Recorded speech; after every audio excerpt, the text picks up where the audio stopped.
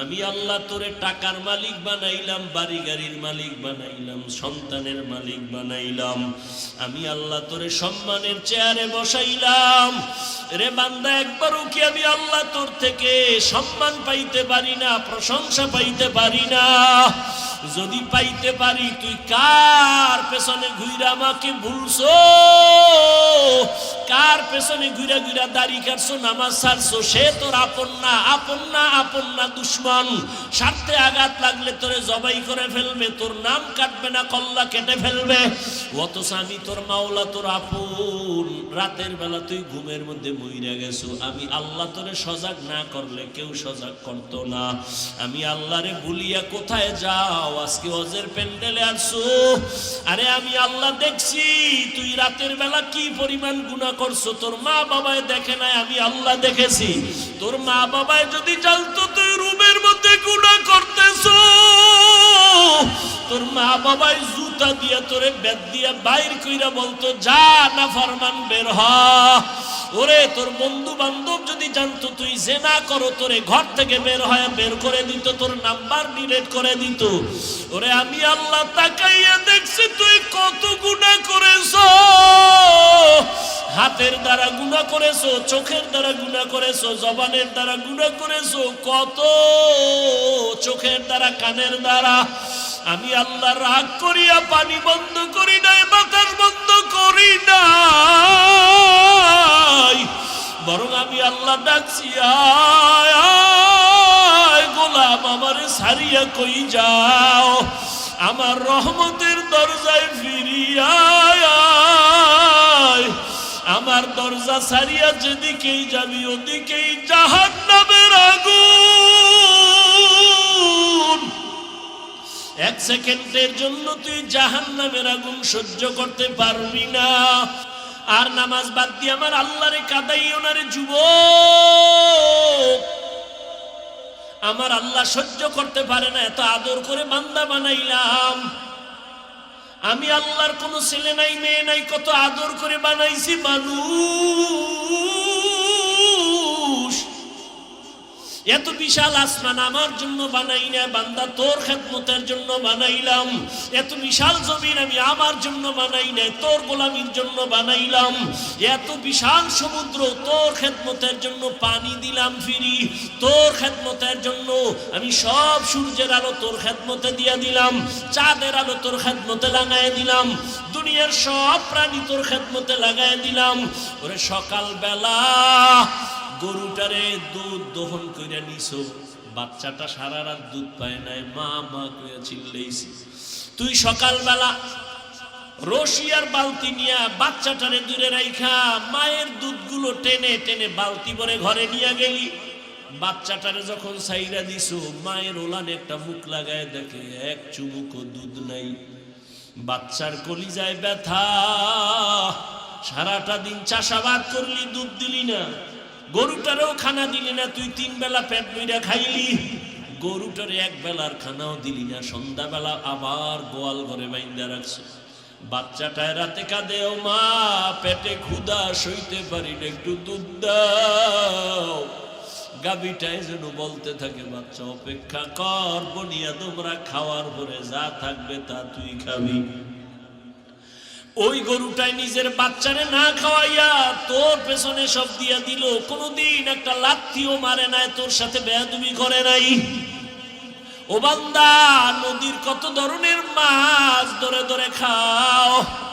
ঘরের মধ্যে মেহমান আসছে, মাছ পাবি কই? আছে একটা বাচ্চাওয়ালা মুরগি, ওই মুরগিটারে আইনা জবাই দিছো।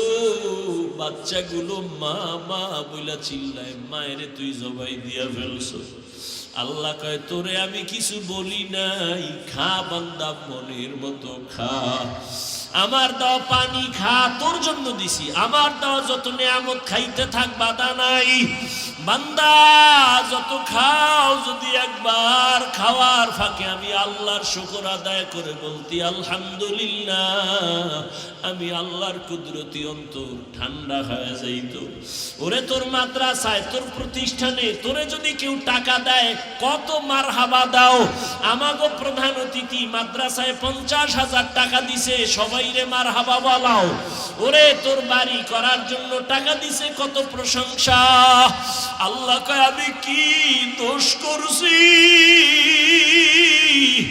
আমি তোরে কথা বলার মতো একটা জিহ্বা দিছি, আমার কি প্রশংসা করার উপযুক্ত আমি হই নাই?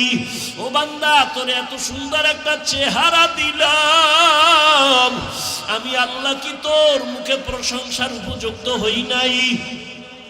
এই কালামে জিন্দা কুরআনে হাকিম হিকমতে উলায়া জালাস্তু কদিম বখা কুরআন কালামুল্লাহ বশনো কদিমাস্তি কদিমাস্তি নইনো। আল্লাহর কালাম হেফাজতের জিম্মা আল্লাহ নিয়েছেন, যে কারণে এখনো আল্লাহর কালাম আল্লাহ যেভাবে দিয়েছেন ওইভাবেই আছে। এজন্যই তো আল্লাহ চ্যালেঞ্জ দিলেন, যালিকাল কিতাব লা রাইবা ফীহ, এটা এমন একটা কিতাব যার মধ্যে কোনো ভুল নাই, সন্দেহের অবকাশ নাই। আল্লাহ চ্যালেঞ্জ দিয়েছেন, পারলে আমার কোরআনের আয়াতের মতো একটা আয়াত বানায় দেখাও, সূরার মতো একটা সূরা বানায় দেখাও। আল্লাহর চ্যালেঞ্জ আজ পর্যন্ত কেউ গ্রহণ করতে পারে নাই। আল্লাহ কোরআন হেফাজতের জিম্মা নিছেন। কেমন হেফাজত? শুধু কোরআন নাই, কোরআনটা যার সাথে সম্পর্ক থাকবে তাকেও আল্লাহ হেফাজত করবেন। কোরআনটা যার সিনায় থাকবে আল্লাহ তাকেও সম্মান দিবেন। আপনাদের দেবিদ্বারে বহু বিল্ডিং আছে, একটা বিল্ডিং এর এত দাম নাই আল্লাহর কোরআনওয়ালা ঘরের যেই পরিমাণ দাম। এখানে মাঠে ভরা মানুষ, রাস্তায় মানুষ, অভাব নাই, কিন্তু একটু আগে একটা সন্তানের মাথায় পাগড়ি দিয়েছি, ওই সন্তানটার এত দাম, এই দাম বান্দার আর কারো নাই। দুনিয়াতেও দাম, আখিরাতেও দাম। কিয়ামতের ময়দানে আমার আল্লাহ বলবেন, আয় আয়, ইউকালু লিসাহিবিল কুরআন ইকরা ওয়ারতাকি ওয়ারাত্তিল কামা কুনতা তুরাত্তিলু ফিদ দুনিয়া ফাইন্না মানজিলাকা ইনদা আখিরি আয়াতিন তাকরাউহা। আল্লাহ বলবেন, তুই কোরআন শরীফ পড়ছো, মানুষ তোরে পাগড়ি দিছে, না হবে না, ফাইনাল পুরস্কার আমি দিব, আয় আমার সামনে। হাফেজে কোরআনকে আল্লাহ ডাকবেন, আল্লাহ তারপরে কোরআনের তেলাওয়াত করতে বলবেন, তুই তেলাওয়াত কর, এক এক আয়াত পড়বি আর এক এক তলা বিল্ডিং এর উপরে উঠে যাবি। এভাবে বিল্ডিং এর উপরে উঠতে উঠতে উঠতে উঠতে আয়াত যেখানে শেষ ওই পরিমাণ তুই উঠে যাবি। তুই একা যাবি না, তোর মা বাবা কষ্ট করে তোরে পড়াইছে, আমি আল্লাহ তাকেও আজকে সম্মান দিব। শুধু তাই না, আমি আল্লাহ তোরে একা জান্নাত দিব না, আরো 10 জন গুনাহগার তোর ফ্যামিলির, তোর আত্মীয়র মধ্যে দেখ কারা আছে, তুই সুপারিশ করবি, আমি কবুল করে জান্নাত দিয়ে দিব। আরো আস্তে করে বলেন, قال النبي صلى الله عليه وآله وسلم من قرأ القرآن فاستظهره فأحل حلاله وحرم حرامه أدخله الله الجنة وشفعه في 10 من أهل بيته كلهم قد وجبت له النار। যারা কোরআন পড়বে, হালালটারে হালাল জানবে, হারামকে হারাম জানিয়ে দূরে রাখবে, নবী বলেন কিয়ামতের দিন আল্লাহ তাকে জান্নাত ওয়াজিব করে দিবেন। শুধু তাই না, 10 জনকে সুপারিশ করার জন্য আল্লাহ বলবেন, যেই 10 জন নিশ্চিত জাহান্নামী, আল্লাহ বলবেন এমন 10টা জাহান্নামীর সুপারিশ কর, আমি তোর বরকতে জান্নাতে পাঠিয়ে দিব। আতিনা ফি দারে দুনিয়া না হাসান, আতিনা ফি দারে উকবানা হাসান ইয়া গিয়াসাল মুস্তাগীসিন ইহদিনা লিফতিখারা বিল উলুমে ওয়াল গিনা হর গোরি দে নেকো তু তৈয়ার হ্যায় জু না মাঙ্গে উসসে তু বেজার হ্যায়। দুনিয়াতে আমরা আসছি আগে কোরআন শিখলাম পরে, আল্লাহ কেন উল্টা বললেন আমি আগে কোরআন শিখাইয়া তারপরে মানুষ বানাইছি? আল্লাহ পাক প্রত্যেকটা কথার মধ্যে রহস্য আছে। আল্লাহর কথা বোঝার জন্য অনেক জ্ঞানের দরকার। আল্লাহ পাকের কথা অলংকার ভরা, জ্ঞান ভরা। মুফাসসিরিনে কেরাম বলেন আল্লাহর আদালতে মানুষ সব এক না, সবাই তো আমরা মানুষ, তবে সব আল্লাহর কাছে প্রিয় মানুষ না। প্রিয় মানুষ সবাই না। মসজিদ কার ঘর? সন্দেহ? দেবিদ্বারে কেন্দ্রীয় মসজিদটাও কার ঘর? ঢাকা জাতীয় মসজিদ বাইতুল মুকাররমটাও কার ঘর? এক কথায় দুনিয়াতে সব মসজিদ আল্লাহর ঘর। টাঙ্গাইলে কত সুন্দর মসজিদ বানাইছে, মানুষ দেখতে যায়, মেয়েরাও দেখতে যায়, ছবি তুলে নিমক হারামেরা নামাজ পড়ে না। আমাদের বরিশালে অনেক সুন্দর মসজিদ, মানুষগুলো দেখার জন্য গাড়ি ভাড়া করে যায়, বিমানে যায় দেখার জন্য। দুনিয়ার সব মসজিদ আমার আল্লাহর ঘর, তবে বাইতুল্লাহর মতো একটা মসজিদও দামি না। আল্লাহর ঘর বাইতুল্লাহ, এটাও মসজিদ, কিন্তু এটার এত দাম। রহমতের নবী বলেন কেউ যদি আল্লাহর ঘর বাইতুল্লাহ দিয়ে শুধু তাকায় তাকায় দেখে, অনবরত আমল নামায় সওয়াব আর সওয়াব। সুবহানাল্লাহ। না আর কয়েক কারণ, যেই পরিমাণ বিড়ি ঢালো, গীবত শেখায়াত, গালাগালি, মিথ্যা, ওই জমানে সুবহানাল্লাহ আসতে অনেক সময়ের দরকার। আর একটা স্বাভাবিক কারণ হইল ঘুমের কারণে বলতে মনে চায় না বা ক্ষুধা লাগছে। আমিও বেশি দীর্ঘ টাইম নিব না, বললাম না আপনাদের কষ্ট এক সময়ের জন্য, আমাদের তো সারা জিন্দেগি।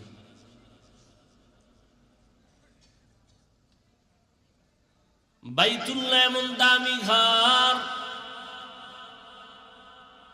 ইন্না আউওয়ালা বাইতিন উযিআ লিন-নাসি লাল্লাযী বিবাক্কাতা মুবারাকান ওয়া হুদা মুবারাকান ওয়া হুদাল লিল আলামিন।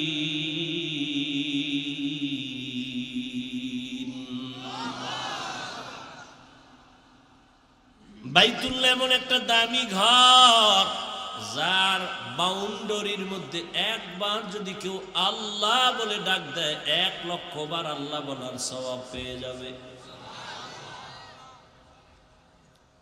এই বাইতুল্লাহ দেখলেই সওয়াব।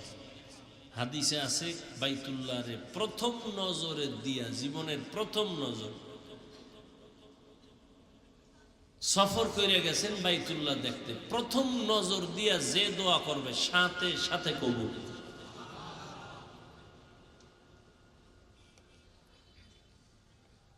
আল্লাহ তাআলা এমন ঘর বানাইলেন, সব মসজিদ আল্লাহর ঘর, তবে বাইতুল্লাহর মতো সম্মানিত সব না। আপনাদের এই দেবিদ্বারে গরু আসেনি? গরু কে বানাইছেন? কিন্তু সব গরু দামি না। মুসা নবীর সাথে যে গরুটার সম্পর্ক, ওই গরুটা দামি, জান্নাতে যাবে। সূরা বাকারা মানে কি? গরুর সূরা। আপনাদের আশেপাশে পিপিলিকার অভাব নাই, সব আল্লাহ বানাইছেন। কিন্তু সুলাইমান নবীর সাথে যে পিপিলিকাটা কথা বলছিল, ওই পিপিলিকা দামি, জান্নাতে যাবে। জমিনে অনেক উটনি আছে, উট আছে, কোন উটনি সব আমার আল্লাহ বানাইছেন, তবে সব উট আর উটনি দামি না। রহমতের নবী যে উটে সাওয়ার হইছেন, ওই উট জান্নাতে যাবে। দেবিদ্বারে কুকুর আছে না? সব আল্লাহর বানানো মাখলুক, কিন্তু একটা কুকুরও দামি না। হ্যাঁ, আসহাবে কাহাফের সাথে যে কুকুরের সম্পর্ক, ওই কুকুর আল্লাহর জান্নাতে যাবে, বড় দামি। ও আল্লাহর বান্দারা, ডানা মেলে পাখি তুলে আকাশে হাজারো লাখো পাখি উড়ে, সব পাখি আল্লাহর বানানো মাখলুক, কিন্তু দামি না। হুদহুদ নামের পাখি সুলাইমান নবীর সাথে সম্পর্কিত, আল্লাহর জান্নাতে যাবে। একটু চিন্তা করেন না বয়ে বয়ে, একটা পাখি জান্নাতে যাবার কাম কি? একটা গরু জান্নাতে যাবার কাজ কি? জান্নাতে ওর কোনো কাজ নেই। পিপিলিকা যাবে জান্নাতে, কুকুর যাবে কেন? কোনো কাম নেই। আল্লাহ পাক এগুলো তো কোরআন থেকে বলতেছি, দুনিয়ার মানুষকে বুঝাইতেছে। দেখ, একটা কুত্তা সে জান্নাতে যায় কেন? ভালো মানুষের সোহবত পাইছে এই জন্য। একটা পিপিলিকা জান্নাতে যাবে কেন? আল্লাহর প্রিয় বান্দার সাথে সম্পর্কের কারণে। আল্লাহর কাছে তারও দাম বেড়ে গেছে। ও আল্লাহর গোলাম, একটা পাখি এত দামি কেন? কয় দামি ব্যক্তির সাথে সম্পর্কের কারণে দাম বেড়ে গেছে। চিটার কোনো দাম নাই, ধানের সাথে থাকার কারণে দাম বেড়ে গেছে। ও মানুষ, তোমারও কোনো দাম নাই, তবে কোরআনের সাথে থাকো, কোরআন ওয়ালার সাথে থাকো, তোমার দাম বেড়ে যাবে। কিয়ামতের দিন আমি কোরআন পড়িয়া আলেম হইয়া যেই পুরস্কার আল্লাহর থেকে পাবো, আমারে আলেম বানানোর পেছনে যারা সহযোগিতা করেছে তারাও সেই পুরস্কার পেয়ে জান্নাতে যাবে। আতিনা ফি দারে দুনিয়া না হাসান, আতিনা ফি দারে উকবানা হাসান। আল্লাহ বিবেক দিছে, বুঝেন। এতগুলো মানুষ এই শীতের মধ্যে, ঠান্ডার ভিতরে, এত দেরিতেই ঠান্ডা মাটির মধ্যে বসার কি মানি? টাকাও পাবে না, খানাও পাবে না। খানা আসেনি, খিচুড়ি টিচুড়ি তবারক, হ্যাঁ, খাইয়ে মোবারক হয়ে যাবে। আছে নাই, খানাও পাবে না, টাকাও পাবে না। কপাল যদি খারাপ হয় তো রিক্সাও পাবে না, হেঁটে হেঁটে বাড়ি যাবে। আর রিক্সা পাইলেও ভাজাইবে কেমনে? টাকা না রাইখে দিছে রহমতপুরি, মাদ্রাসার জন্য দিয়া দিছে, আবেগে দিয়া দিয়া যখন রাস্তায় যায় পকেটে হাত দিবে যে সব দিয়ে এলাম, এবার উভয় কি? আবেগে সব দিয়ে দিছে। এরপর মানুষগুলো বসা কেন? মুরব্বীরা বসে আছে, হয়তো বুঝাইছে কোরআন বড় দামি, জান্নাত পেতে চাই, কিন্তু বাচ্চাগুলো কেন বসে আছে? ওরা কি বুঝে?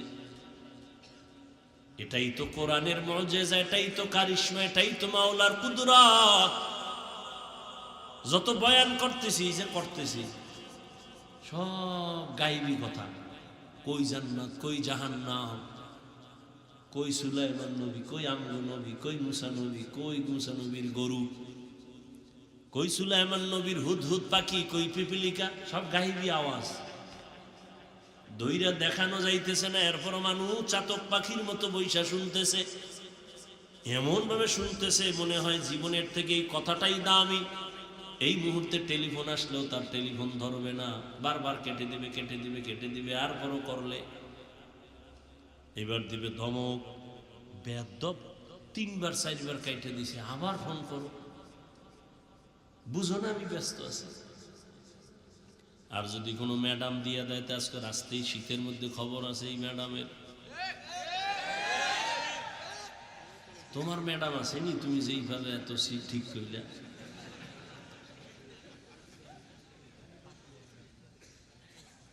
কয় না থাকলে কি ফাফল্যই তো, তার সমস্যা নেই।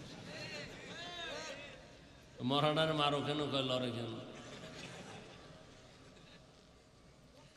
जिंदगी में बंदगी तू करना है, जिंदगी में बंदगी तू करना है, जिंदगी पे बंदगी शर्मिंदा है, जिंदगी बे बंदगी शर्मिंदा है। ইহুদিদের একটা স্লোগানের নাম হলো ডিভাইডেড অ্যান্ড রোল পলিসি। ইহুদিরা দুনিয়ার মুসলমানদের উপরে মাথা উঁচু করার এই সব থেকে বড় স্লোগান, মুসলমানকে দলে দলে দলে দলে ভাগ করে দাও। মানে আমরা নিজেরা নিজেরা ভাগ করি না, হাফিজ বের শুনবো না কেন, সে কওমির হুজুর। আমরা কারা? আমরা আলিয়ার। ভাগ ভাগ করতেছি নিজেরা নিজেরা। ও ভাই, তুমি আলিয়া না কওমিয়া, এটা কাফনের ভিতরে ঢুকলে পরিচয় হবে। তুমি চরমনাই না তাবলিগ, এগুলি পরিচয় হবে। আল্লাহ কি বলছেন? ইয়া আইয়ুহাল্লাযীনা আমানুত্তাকুল্লাহা হাক্কা তুকাতিহি ওয়া লা তামুতুন্না ইল্লা ওয়া আনতুম মুসলিমুন।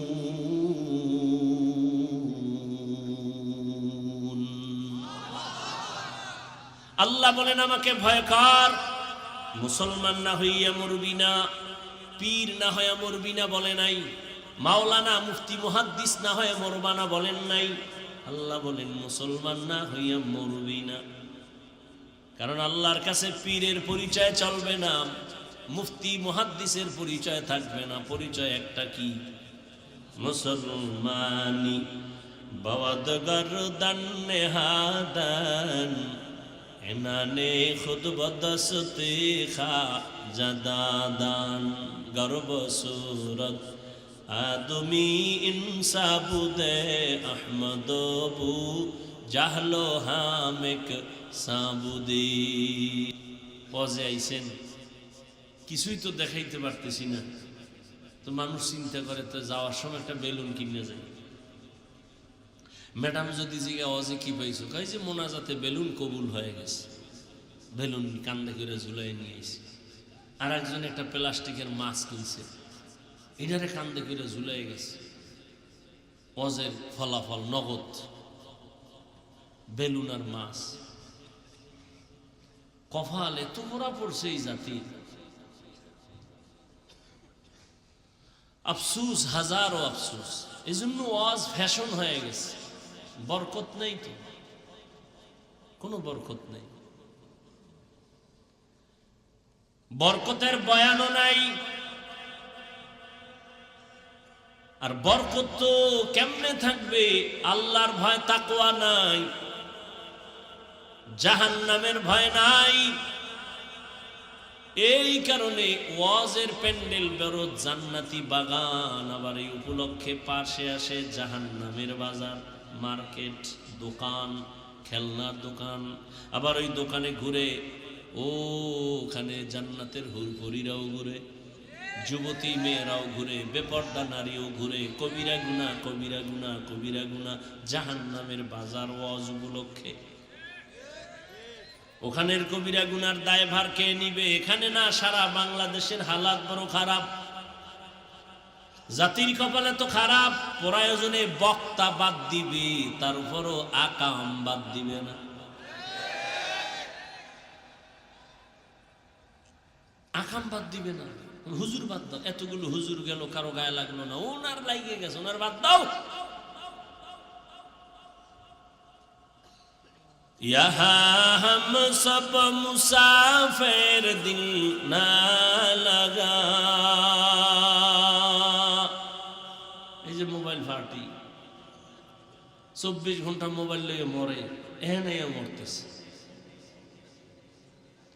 সারাটা রাত দরজা জানালা বন্ধ করে মোবাইল সামনে নিয়ে, কখন রাত্র 3টা বাজলো, 4টা বাজলো, খবর নাই। কবিরা গুনাহ দেখা দেখা দেখা দেখা চেহারা নষ্ট করছো, চেহারার মধ্যে কোনো নূর নাই, ওদিকে তোমার চরিত্র নাই, লেখাপড়া নাই, মা বাবার সাথে ভালো ব্যবহার নাই, শুধু বেয়াদবি বেয়াদবি বেয়াদবি। এই মোবাইলের কারণে শিক্ষকের সাথে বেয়াদবি, আলেমের সাথে বেয়াদবি, লেখাপড়া নাই, চরিত্র নাই।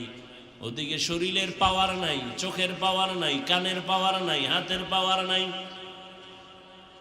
হার্ট দুর্বল, কিডনি দুর্বল, মেধা দুর্বল, নাই কিছু নাই। আছে বলতে কিছুই না, আছে একটা রূহ। আজরাইল আইসা নিয়ে গেলে তুইও নাই। আল্লাহ না করুক যদি মইরা যাও, কি নিয়ে তোরে স্মরণ করবে? বলবে একটা বেয়াদব মইরে গেছে, আলহামদুলিল্লাহ। মাও বলবে ওর চরিত্রের কারণে মানুষ আমারে লজ্জা দিত, মহিলারা বাজে কথা বলতো, মইরা গেছে, বিপদ গেছে।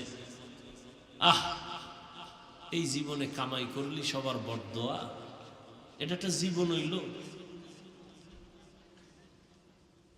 অথচ তোমার মতো যুবক তাকায় দেখো, স্কুলে পড়ে, কলেজে পড়ে, জীবনে মাদ্রাসায় পড়ে না, আলিফ বাতাও শিখে নাই, তাকায় দেখো 5 ওয়াক্ত নামাজি আছে না?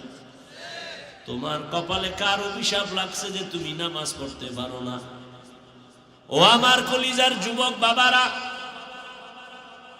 তোমার মতো যুবক জেনারেল লাইনে থাকিও তাকায় দেখো, র্যাব, আর্মি, পুলিশ, বিডিআর এর চাকরি করে, নামাজ ছাড়ে না, তুমি কেন পারো না রে বাবা? তোমার কপাল বুঝি খারাপ, আল্লাহ বুঝি বেজার হয়ে গেছে, মা বাবায় বরদোয়া লাগাই দিছে কষ্ট পাইয়া। তোমার মতো যুবক রাস্তায় গাড়ি চালায়, নামাজ ছাড়ে না, বলো বাবা তুমি কেন পারো না?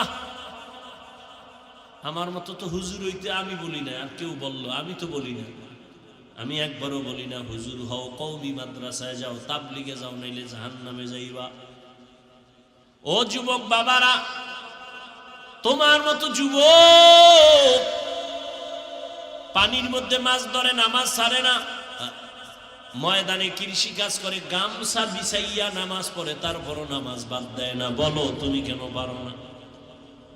নাকি তুমি মনে মনে ভাবছো হুজুরগো কথা চলবে না, কোরআন টোরান চলবে না, ভুল সব ভুল, একটা প্রমাণ দে, এক্ষণ দাড়ি কেটে ফেলবো, নামাজ রোজা বাদ দিয়ে নাচ গান শুরু করবো, বল ভুল আসেনি কোরআনে? তাহলে কেন মানো না রে বাবা? ১৫০০ বছর পর্যন্ত কত বিধর্মী আল্লাহর কোরআনের ভুল বের করতে গিয়া মুসলমান হয়ে গেল, তুমি কেন পারো না রে বাবা? তুমি তো মুসলমান। মনটারে শুধু এই কথাটাই বুঝ দাও যে মন, আমার মতো যুবক যদি জেনারেল লাইনে থাইকা ওসি ডিসিএসপি হয় নামাজ পড়ে, র্যাব, আর্মি, পুলিশ, বিডিআর এর চাকরি করে নামাজ পড়ে, আমি কেন পারি না? আমার কপাল কেন এত খারাপ?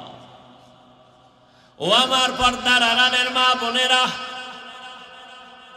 এই শীতের মধ্যে আছে না গেছি না? এরে আম্মা জান, ধন্য আপনার জীবন। এই দুনিয়ায় যত ভালো সন্তান আছে সব আপনাদের অবদানের কারণে। আল্লাহ বলেন মানুষ তো সব মানুষ, তবে আমার কাছে সব প্রিয় মানুষ না। সবাই তো মানুষ, সবাই প্রিয় মানুষ না। সব কুকুর, তবে সব কুকুর প্রিয় না। আল্লাহর কাছে প্রিয় মানুষ কারা? বলে একদল মানুষ প্রিয় আর সব খারাপ। কেমন কেমন কয়, একদল মানুষ আছে গুণের মানুষ, আর একদল মানুষ জন্মগত মানুষ, আর একদল মানুষ বংশগত মানুষ। আল্লাহর দরবারে বংশগত মানুষের মূল্য নাই, আল্লাহর দরবারে জন্মগত মানুষের মূল্য নাই, আল্লাহর দরবারে একমাত্র গুণের মানুষের মূল্য। ভালো করে বুঝো যুবকেরা, গুণের মানুষ বুঝো ভালো করে। এই যে গুণ কারে কয়? যেই জিনিস বানানোওয়ালা যেই কাজের জন্য বানায়, ওই কাজ হলো ওই জিনিসের গুণ। যেমন এই যে আমি মাউথ কথা বলি, কেন বানাইছে মাউথ? বলে আওয়াজ নিয়ে মেশিনে মাইক থেকে হর্ন থেকে বের করে দিবে। এক কথায় মাইক বানানোওয়ালা বানাইছে আওয়াজ দেওয়ার জন্য। তাহলে এই যে মাউথ বানাইলো আওয়াজ দেওয়ার জন্য, তো আওয়াজ দেওয়াটাই এই মাইকের গুণ। বাতিওয়ালা বাতি বানাইছে কেন? আলো দেওয়ার জন্য, তো আলো দেওয়া বাতির গুণ। ঘড়িওয়ালা ঘড়ি বানাইছে কেন? টাইম ঠিক মতো দেওয়ার জন্য, তো টাইম দেওয়া ঘড়ির গুণ। পাখাওয়ালা পাখা বানাইছে কেন? বলে বাতাস দেওয়ার জন্য, বাতাস দেওয়া পাখার গুণ। বুঝেননি? মাইকের গুণ কি? বাতির গুণ কি? ঘড়ির গুণ কি? পাখার গুণ কি? ভালো করে বুঝেন। মাইক যদি আওয়াজ না দেয় সবাই বলবে লাথি মেরে ফেলে দেয়, এটা গুণের মাইক না। বাতি যদি আলো না দেয় বলবে ভেঙ্গে ফেল, এটা গুণের বাতি না। পাখা যদি বাতাস না দেয় বলবে এটা গুণের পাখা না, এটারে ফেলে দাও।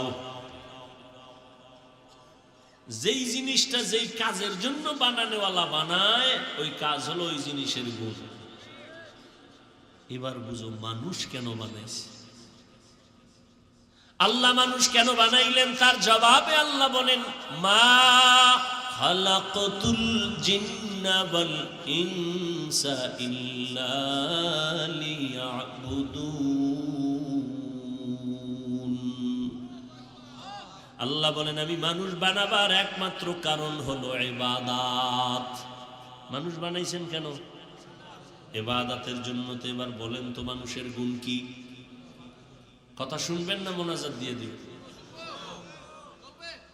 আমি ছেড়ে দিলে আমার আসান হবে, কারণ কালকে আবার আপনাদের বিবারিয়া জোহরের নামাজ পড়ব, আবার ঢাকা যাইয়া মাহফিল।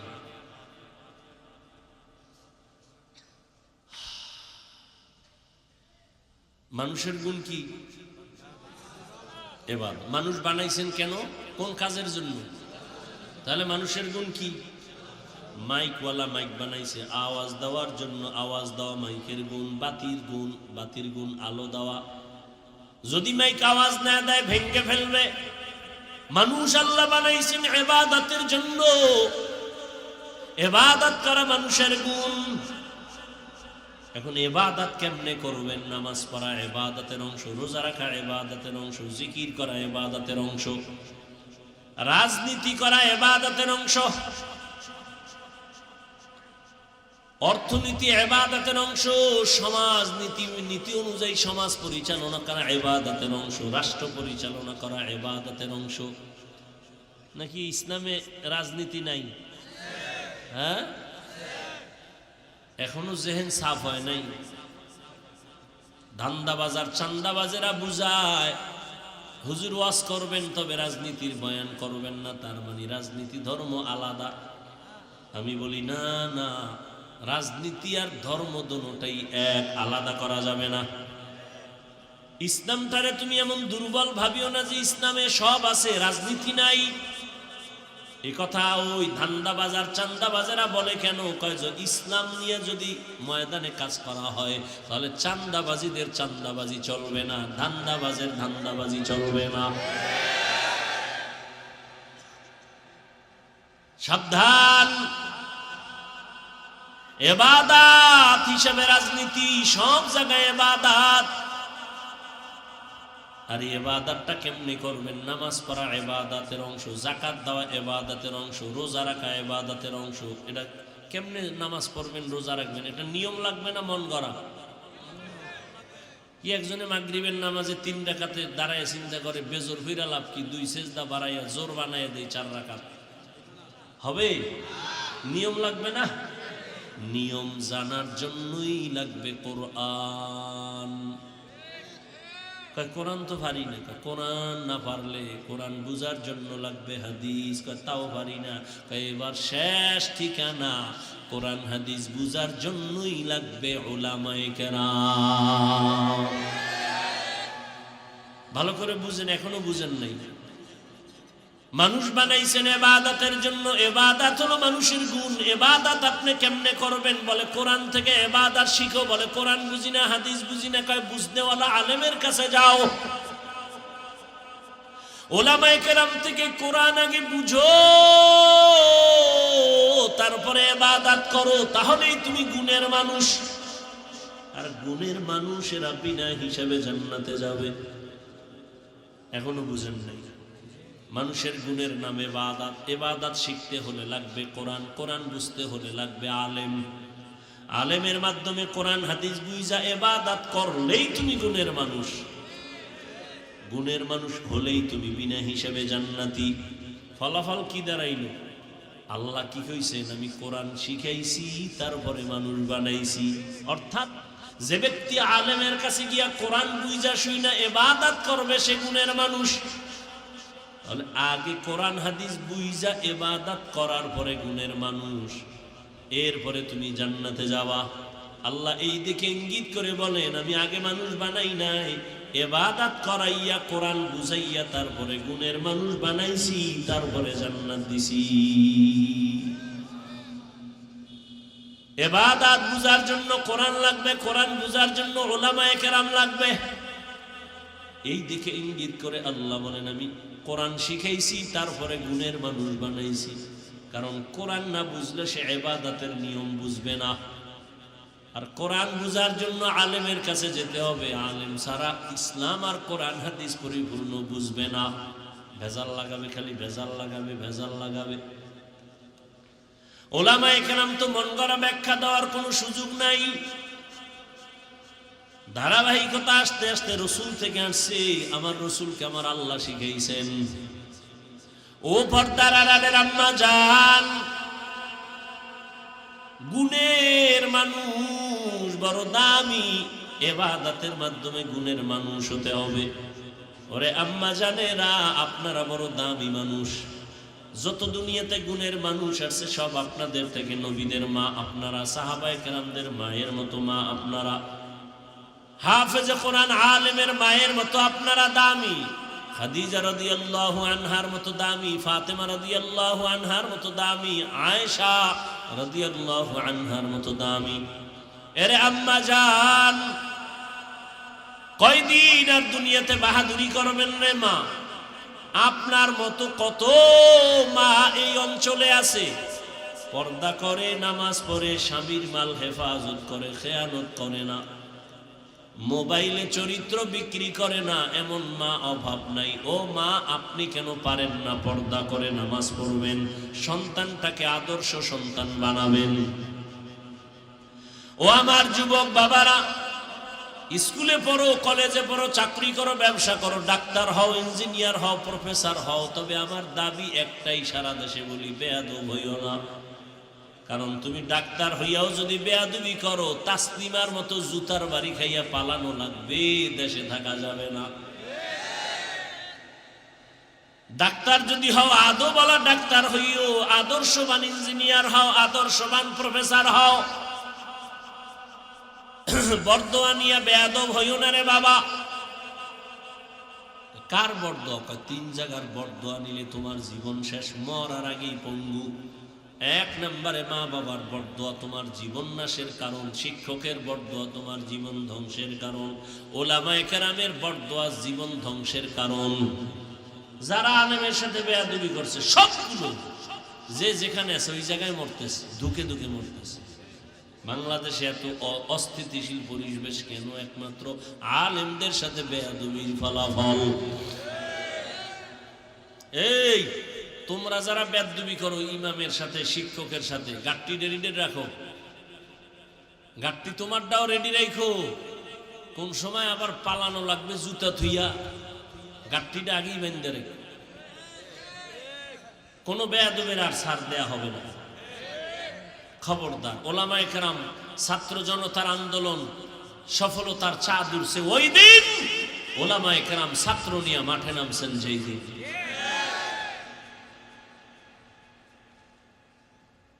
খবরদার, ওলামায়ে কেরামের সাথে বেয়াদবি আল্লাহ বরদাস্ত করেন না। মা বাবার বেয়াদবি, জীবন তোমার ধ্বংসের পথে চলে যাবে। শিক্ষকের সাথে বেয়াদবি, তোমার জীবন নষ্ট হয়ে যাবে। অতএব অনুরোধ করে বলবো, বাবা ডাক্তার, ইঞ্জিনিয়ার, প্রফেসর হও, ব্যবসায়ী, চাকরিজীবী যাই হও না কেন, মা বাবার বরদোয়া নিও না, শিক্ষকের বরদোয়া নিও না, উলামায়ে কেরামের বরদোয়া নিও না। দোয়া নিয়ে সামনে আগাও, জীবন তোমার সফল। তোমার মতো যুবক চোখের দিয়ে তাকায় কথা বলে না, দেখলে সালাম দেয়, মাথাটা আগায় দেয়, হুজুর দোয়া কইরে, মনে চায় রুমাল দিয়া পা মুছায় দেই। আর তোমার চেহারা দিয়ে তাকাইলে বড় লজ্জা লাগে, বড় কষ্ট লাগে। তুমি যুবক হইয়া কেন নামাজ পড়ো না? ওরে বাবা, মোবাইল চালাও, চালাও তো এইরকম যে চালাবা, চালাইতে চালাইতে তোমার চেহারাটার নূর তুমি নষ্ট করে ফেলেছো, তোমার চরিত্র নষ্ট করে ফেলেছো, লেখাপড়া ধ্বংস করে ফেলেছো। তোমার ভালো একটা গুণ নাই, শুধু মোবাইলের কারণে মায়ের সাথে বেয়াদবি, বাবার সাথে বেয়াদবি, শিক্ষকের সাথে বেয়াদবি। মায়ের টাকা চুরি করছো মোবাইল ঠিক রাখার জন্য, বাবার টাকা চুরি করো। মা বাবায় টাকা না দিলে গালাগালি কইরা বন্ধুরটা চুরি করো। যখন বন্ধু দেয় না তখন মানুষের দোকান চুরি করার চিন্তা করো। এই এক মোবাইলে তোর জীবনটারে নষ্ট করে ফেললো। না লেখাপড়া আছে, না চরিত্র আছে। ও আল্লাহর বান্দারা, দু পায়ে হাত রেখে বলছি রে যুবক, আসলে কি আমরা ভুলে আছি না তোমরা আছো তাও বুঝি না? তুমিও মুসলমান, আমিও মুসলমান, তোমার আমার আল্লাহ এক, নবী এক, কোরআন এক, কাবা এক, ধর্ম এক, কালেমা এক। কাফন হবে তিনটা, কালারও এক, কবরের সাইজও এক, কবরের প্রশ্ন তিনটা তাও এক। অথচ তোমারে বয়ান কইরা বুঝানোর পরেও তুমি বুঝতেছ না, মানতে চাও না। আমি নামাজ ছাড়তে চাই না, তুমি নামাজ পড়তে চাও না, তুমি কেমন মুসলমান? আমি দাড়ি কাটলে লজ্জা পাই, তুমি দাড়ি রাখতে লজ্জা পাও। আমি টুপি না পরলে লজ্জা পাই, তুমি টুপি মাথায় দিতে লজ্জা পাও। আমি মসজিদে না ঢুকলে লজ্জা পাই, তুমি ঢুকতে গেলে লজ্জা পাও। তুমি কেমন মুসলমান? বুঝি না মাঝে মাঝে। আমরা কি ভুলে আছি না তোমরা আছো তাও বুঝি না? না হয় আলেমরা বুঝায়, তাবলিগলারা বুঝায়, পীর সাহেবরা বুঝায়, আমরা বুঝাই, এর পরেও কেন বুঝো না রে বাবা? বুঝি না কারণটা কি? কপাল এত খারাপ কেন রে বাবা? যদি বলো হাফিজ ভাই আমরা ঠিক, আপনারা ভুলে আছেন, দলিল দাও। আমি এখন প্যান্ট শার্ট পইরা দাড়ি কাইটা তোমার লাইনে চলবো। আর যদি বলো না হাফিজ ভাই ওলামায়ে কেরাম যেই লাইনে আছেন আপনারাই সঠিক, আমরা ভুলে আছি, তাহলে আমি বলবো বলো তোমার পা দুটো আগায় দাও, আমি নিচে নাইবা তোমার পায় ধরে বলবো আর দাড়ি কাইটা নবীরে কষ্ট দিও না। আজ থেকে আর দাড়ি কাটবো না, নামাজ ছাড়বো না। আমার মতো যুবক যদি জেনারেল লাইনে থাইকা নামাজ পড়ে আমি কেন পারবো না? ও আল্লাহ এতদিন বুঝি নাই, আজকে থেকে তওবার নিয়ত করলাম, আর নামাজ ছাড়বো না, বেপরদায় চলবো না, গুনাহ করবো না, জেনা করবো না, গীবত করবো না, মিথ্যা বলবো না। মা বাবার দোয়া নিয়া, ওলামায়ে কেরামের দোয়া নিয়া, পরামর্শ নিয়া, শিক্ষকের দোয়া নিয়া নবীর তরিকায় চলবো। আল্লাহ বলেন ও বান্দা তুই যখন চোখের পানি ছেড়ে যখন তওবা করবি, আমি আল্লাহ তোর জীবনের সব গুনাহ মাফ করে দিব।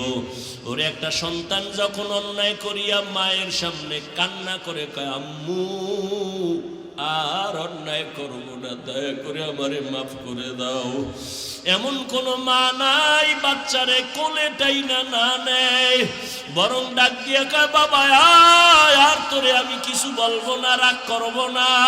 একটা ছাত্র অন্যায় করে যদি শিক্ষকের সামনে যদি বলে হুজুর আমি ভুল করছি মাফ করে দেন, আর করবো না, ওই শিক্ষক ক্ষমা না করে পারে না।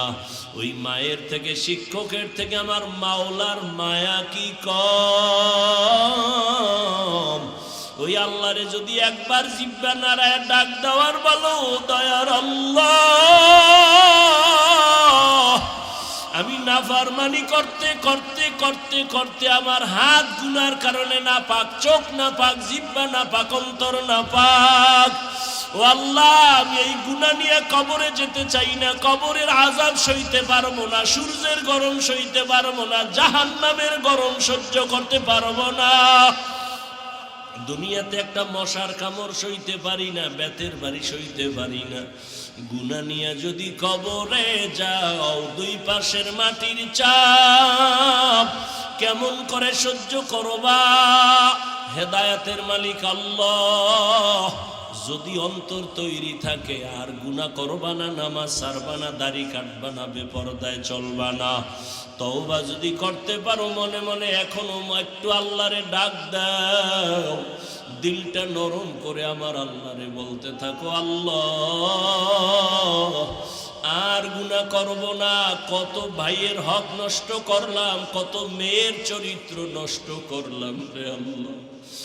আমি আজকে বয়ান করি, সম্মানের চেয়ারে বসি, মানুষ কত আদর করে, আসলে আমার গুনার খবর জানলে কেউ আমারে সম্মান করতো না।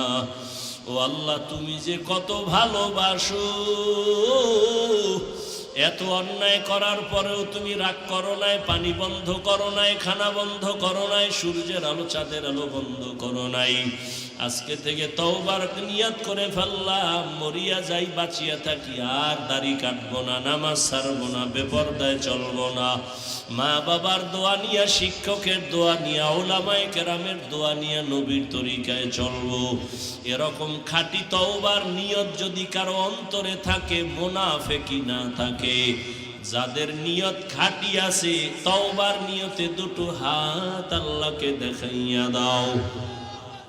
আয় আল্লাহ আমাদের হাতগুলো কবুল করে নেন, তওবা কবুল করে নেন, তওবার উপরে মজবুত হইয়া চলার তৌফিক দান করেন, আমিন। আলহামদুলিল্লাহি রাব্বিল আলামিন। والصلاة والسلام على سيد الأنبياء والمرسلين وعلى آله وأصحابه أجمعين يا أرحم الراحمين يا أرحم الراحمين يا أرحم الراحمين رب ارحمهما كما ربياني صغيرا اللهم إني ظلمت نفسي ظلما كثيرا ولا يغفر الذنوب إلا أنت فاغفر لي مغفرة من عندك وارحمني إنك أنت الغفور الرحيم